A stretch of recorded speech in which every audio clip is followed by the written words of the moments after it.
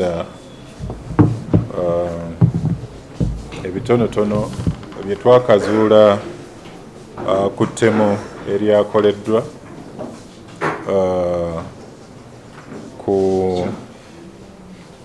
ku Mutaka Daniel Bosa ono abadde nannyini kampuni ey'amasannyalaze gye bayita Transa Electrical Company Limited, ate yabadde omukulu w'ekika ky'Endiga oba omukulu w'ekika ky'Endiga wano mu Buganda. Yatiddwa mu ngeri ey'entiisa oluvannyuma lw'abazigu abasatu abadde batambulira ku pikipiki ekika kya Haju okumukuba amasasi agaamutiddewo emabega wa steering ey'emmotoka ye gye yabadde avuga Land Cruiser namba UAH 637 X. Abalala ababadde mu mmotoka mwabaddemu mukyala we nga kati nnamwandu Gladys Bosa n'omukozi waabwe ow'ewaka omukyala Nambale Peace. Bano basobodde okusimattuka obulumbaganyi, tebaafunye bisago byonna okutwaliza awamu, era bano bonsatule badde bava ku mukolo nga baddayo ewaka ku ssaawa nga 12 ez'olweggulo mu kitundu ky'Erungujja mu division y'e Rubaga. Abazigu bano twakizudde nti eno pikipiki gye badde batambulirako bakozesezza seroteepu enzirugavu okukyusa ennamba yaayo okugifuula gy'etali. Ennamba entuufu ejja pikipiki yabadde UFX 854F gye bataddeko seroteepu n'eryoka esoma UEX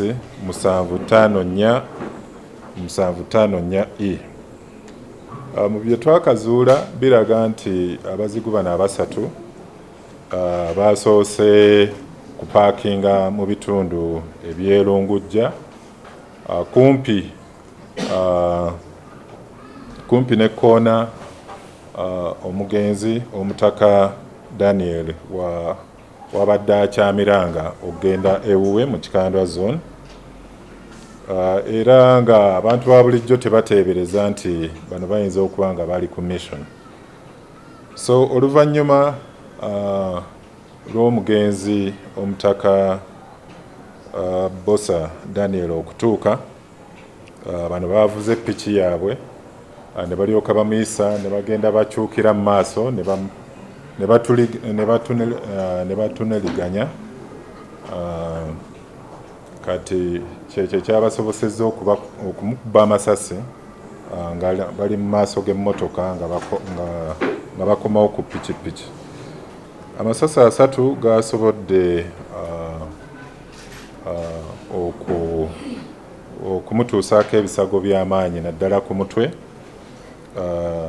ekyaviiriddeko Omutaka Daniel Bosa okufiirawo emabega wa steering.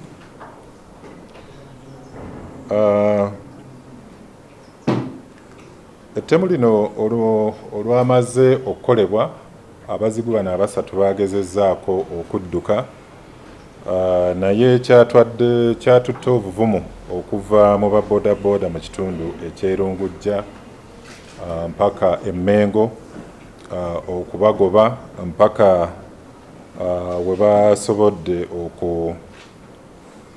mpaka omu ku baboodabooda we yabatomedde mu kitundu ky'e Bulange Emmengo, pikipiki n'egwa wansi. Abazigu bano abasatu bakutteko babiri be basobodde okukuba n'okutuusaako ebisago eby'amaanyi. Omu ku bo ye yafiiriddewo mu kitundu era yategereseeko amannya nga ye Sserunkuuma Enoch. Sserunkuuma Enoch ono agambibwa okuba nti mutuuze mu kitundu ky'Erungujja era waliwo abalaze nti bamumanyi naye nga okunoonyereza kukyagenda mu maaso tusobole okumutegeera obulungi. Omuzigo omulala eyatuusiddwako ebisago eby'amaanyi amannya ye Lujja Noah. Ono twamuddusiza mu ddwaliro e Mulago ng'akyalimu akakuba era twasobodde okukwatagana n'abasawo abakugu e Mulago okulaba nti bamuwa obujjanjabi obusobola okumuzza engulu nga kye twagala ono wabazza engulu atubuulire ebikwata ku lukwe luno olw'okutta Omutaka Daniel Bossa ani bwebaba nga bapangise ani abapangisa baani abali emabega w'olukwe luno awamu n'ekigendererwa ekyokutemula Omutaka Daniel Bossa. Mu kiseera kino ono akuumibwa bambega okuva mu Kampala n'emiriraano ku kitebe ekikulu ekya Kampala n'emiriraano era tumutaddeko bambega abawerera ddala 4. Ku nkya ya leero bamukeezezza okugenda mu CT scan okusobola okumwekebejja okulaba oba yafunye ebisago eby'amaanyi ku mutwe oba ne ku mubiri. Kyazuuliddwa nti teyafunye ebisago by'amaanyi ku mutwe, obwongo bulamu bulungi n'omubiri gwe temuli magumba gamenyese.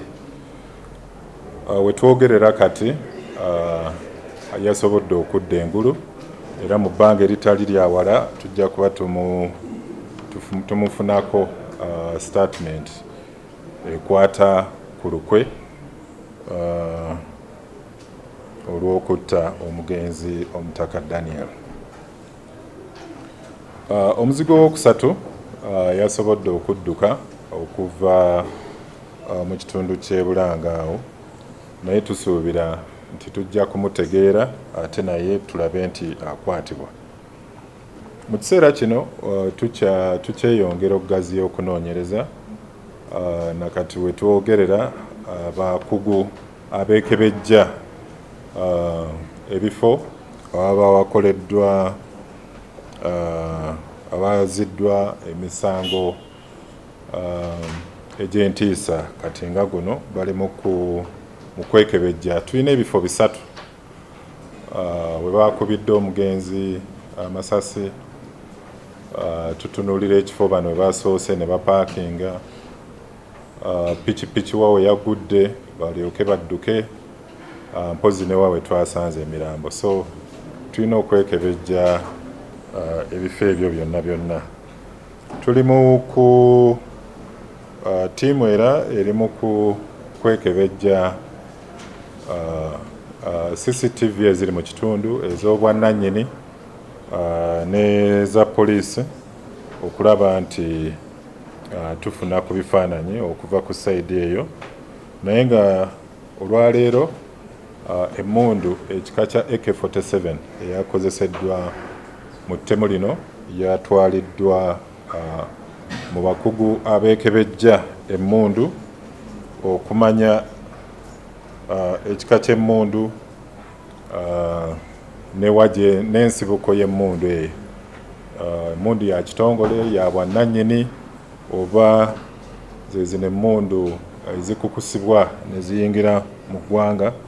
So ebyo byonna tujja kuba nga tubifuna mu bujjuvu naye nga twagala okwebaza abantu ba bulijjo naddala aba booda olw'obuvumu lwe bakozesezza okugoba abazigu bano ababadde balina emmundu. Obulabe bwabadde bw'amaanyi naye baalaze obuvumu bw'amaanyi ddala. Kino kiba kitegeeza nti omulamwa gwaffe nga ekitongole ki poliisi eky'okukubiriza abantu ba bulijjo okubeera nga bayambako ku bitongole ebikuumaddembe okulwanyisa obumenyi bw'amateeka. Tugenda tufuna results ennungi. Mpozi mu kiseera kino kye twagala okwongeramu amaanyi kyekyokuba nti waba bakoze omulimu omulungi ogw'okugoba abazigu ne babakwata kati nga mu kitundu awo eky'Emmengo, n'engeri gye ne guli omulimu gwe baakola e Kajjansi, kiba kirungi okukuuma obulamu. Kituyambe ng'ekitongole ki poliisi okufuna amawulire mu bantu bano, okumanya ani ali emabega w'olukwe, ani yabawadde emmundu, na lwaki baba basonze mu mugenzi n'ebirala. Naye buli lwe tubatta mu kifaawo obujulizi buno bubula, ne kisangibwa nti abantu abandibadde emabega w'ekikolwa eky'okupanga olukwe n'okutemula n'okukola kutya, abamu basigalayo nga tebakwatiddwa ate ne beeyongera okwenyigira mu bikolwa ebyo eby'obumenyi bw'amateeka.